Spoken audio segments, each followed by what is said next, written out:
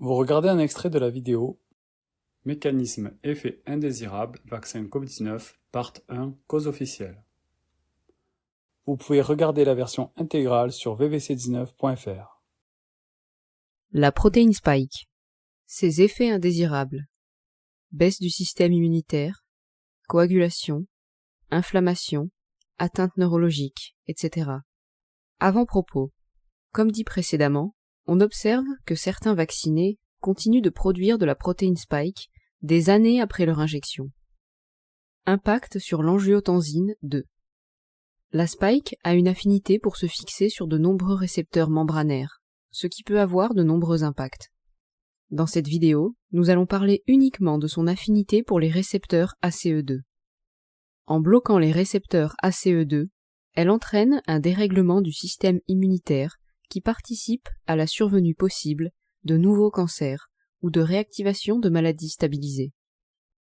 De ce fait, la spike empêche le corps de dégrader l'angiotensine 2, ce qui entraîne une cascade de réactions délétères en suractivant AT1R. Alors pourquoi? Il y a plusieurs raisons. C'est que déjà, quand on reçoit la protéine, l'injection vaccinale, donc on produit de la protéine spike. La protéine spike, donc, elle est capable de reconnaître le récepteur ECA2, c'est-à-dire le récepteur qui est l'enzyme de conversion d'angiotensine 2.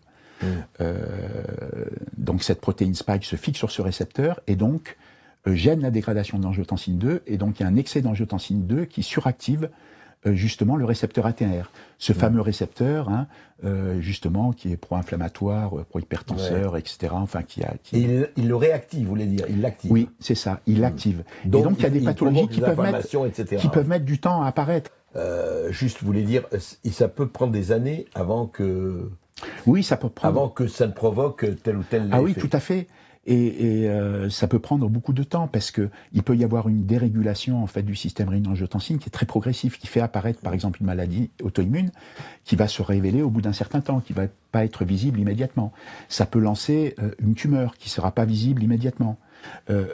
Généralement, les autorités disaient, vous savez, dans les 2 mois, si vous avez rien eu, de toute façon, il y aura rien parce que ça peut pas aller au-delà de 2 mois. C'est faux.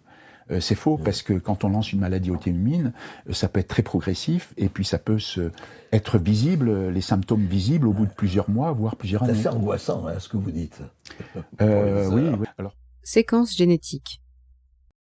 La spike est composée de séquences génétiques connues. Une séquence du VIH, professeur Montagnier, ce qui explique l'affaiblissement du système immunitaire. Une séquence code pour une protéine prion-like, Jean-Claude Pérez, ce qui explique certains troubles neurologiques. Omicron a perdu son prion-like. Une séquence code pour une protéine amyloïde, Dr McKernan, ce qui peut entraîner une amyloïdose. Une séquence analogue au venin du cobra, Dr McKernan, ce qui entraîne des troubles de la coagulation. Agglutination des globules rouges. La spike, chargée positivement, provoque une agglutination électrostatique des globules rouges chargés négativement, qui est observable au microscope.